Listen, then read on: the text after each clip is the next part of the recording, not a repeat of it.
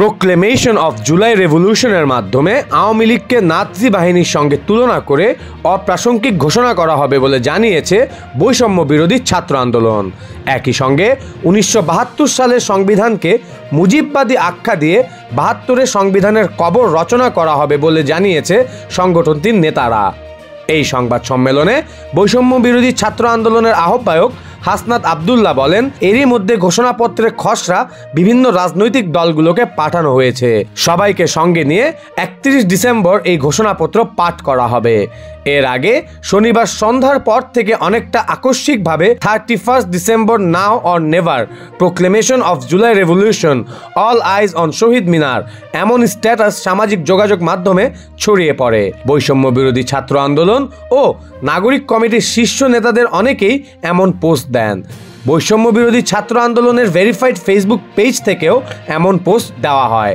এমনকি অন্তর্বর্তী সরকারের উপদেষ্টা ও বৈষম্য বিরোধী ছাত্র আন্দোলনের সাবেক সমন্বয়ক আসিফ মাহমুদও এক পোস্টে লেখেন প্রোক্লেমেশন অফ জুলাই রেভলিউশন, আরেক পোস্টে লেখেন কমরেডস নাও অর নেভার।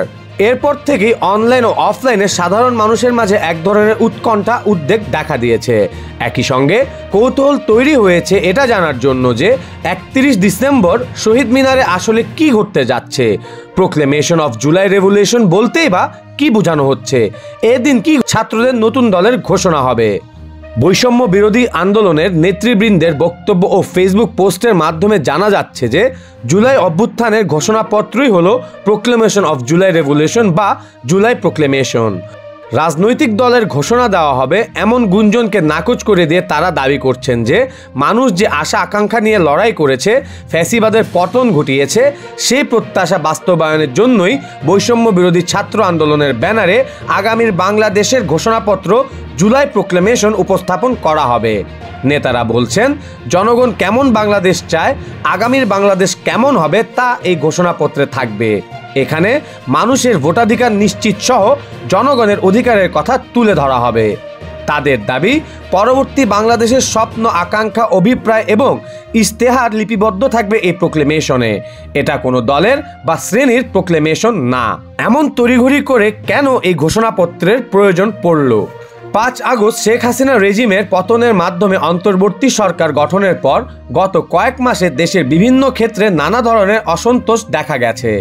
সাম্প্রতিক সময়ে সরকারি কর্মকর্তারাও একটি সংস্কার প্রস্তাবকে ঘিরে আন্দোলনে নেমেছেন।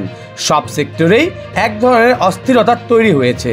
বিবিসি বাংলার এক প্রতিবেদনে বৈষম্য বিরোধী ছাত্র আন্দোলনের শীর্ষ কয়েকজন সংগঠকের বরাতে বলা হয়, 5 আগস্ট পরবর্তী সরকার বিপ্লবী সরকার না হওয়ায় অনেক সিদ্ধান্তই তারা বিপ্লবী কায়দায় নিতে পারেনি, যে কারণে এখনও প্রশাসন ও সরকারে নানা সংকট দেখা যাচ্ছে। তাদের মতে, তখন যদি বৈপ্লবিক সরকার গঠন করা হতো তাহলে সরকার, প্রশাসন সহ রাষ্ট্রের বিভিন্ন জায়গায় নানা সংকট তৈরি হতো না। এ কারণেই জুলাই অভ্যুত্থানের কাজ হিসেবে বছরের শেষ দিন এই ঘোষণাপত্র পাঠ করা হবে বলে জানিয়েছে তারা। বিবিসির প্রতিবেদনে বলা হয়, গত 15 বছরে কি দমন পীড়নের কারণে শিক্ষার্থীদের অভ্যুত্থানের সিদ্ধান্ত নিতে হয়েছে সেটি থাকবে ঘোষণাপত্রের প্রথমেই। এছাড়া মৌলিক অধিকার ও নাগরিক অধিকার রক্ষা করবে এমন একটা রাষ্ট্রের ঘোষণা কিংবা রূপকল্প উপস্থাপন করা হবে এই ঘোষণাপত্রে। তবে এই প্রোক্লেমেশন বছরের শেষ দিন করা হলেও তা কার্যকর ধরা হবে গত 5 আগস্ট থেকে। জুলাই অভ্যুত্থানকে আনুষ্ঠানিক স্বীকৃতি দিতে জুলাই ঘোষণাপত্র উপস্থাপনের জন্য 31 ডিসেম্বর শহীদ মিনারে অন্তর্বর্তী সরকারের উপদেষ্টা নাহিদ ইসলাম ও আসিফ মাহমুদ সজীব ভুইয়া সহ 158 জন সমন্বয়ক শপথ গ্রহণ করবেন।